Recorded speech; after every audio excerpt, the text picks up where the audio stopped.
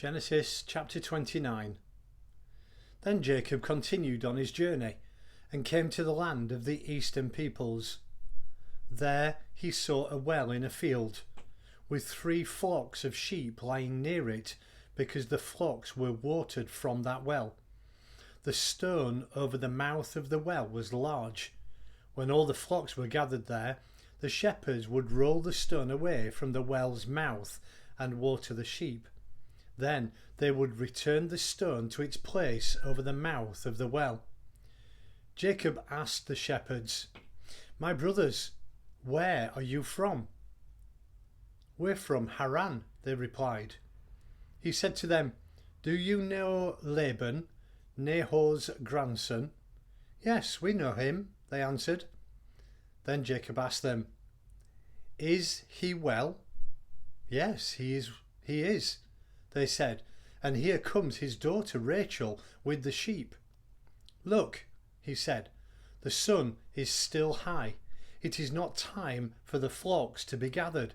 Water the sheep and take them back to pasture." "We can't," they replied, "until all the flocks are gathered and the stone has been rolled away from the mouth of the well.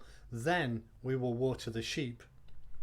While he was still talking with them, Rachel came with her father's sheep, and she was a shepherdess.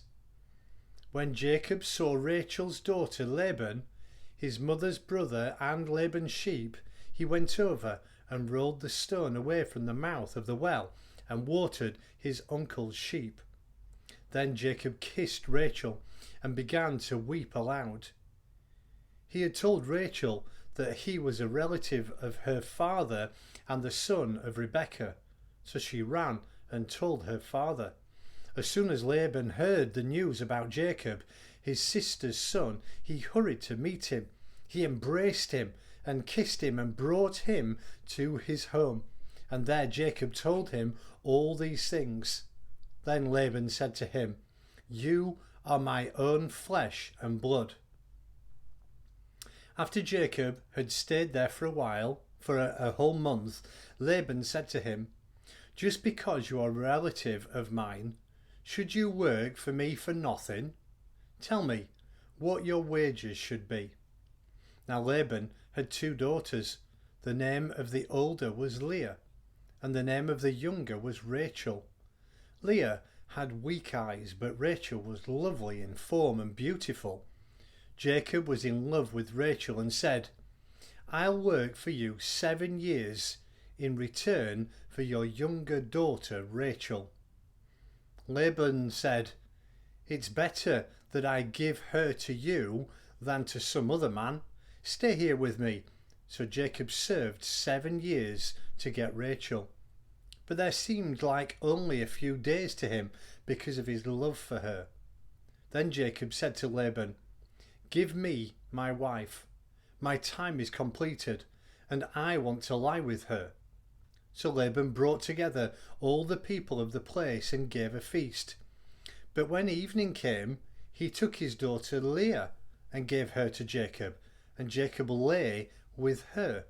And Laban gave his servant girl Zilpah to his daughter as her maidservant. When morning came, there was Leah.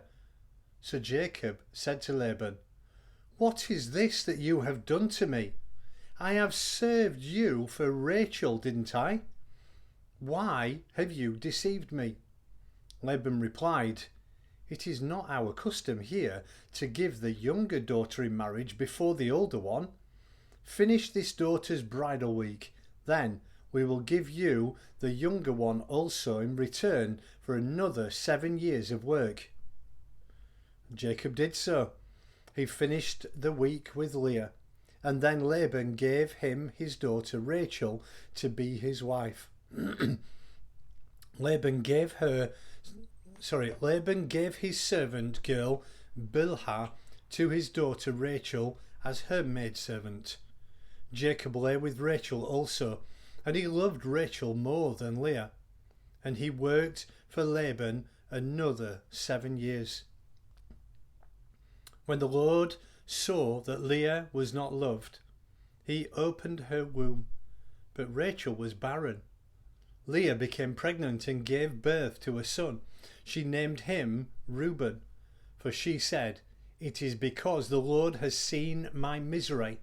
Surely my husband will love me now." She conceived again, and when she gave birth to a son, she said, "Because the Lord heard that I am not loved, he gave me this one too." So she named him Simeon. Again she conceived, and when she gave birth to a son, she said, "Now at last my husband will become attached to me, because I have bore him 3 sons." So he was named Levi. She conceived again, and when she gave birth to a son, she said, "This time I will praise the Lord." So she named him Judah. Then she stopped having children.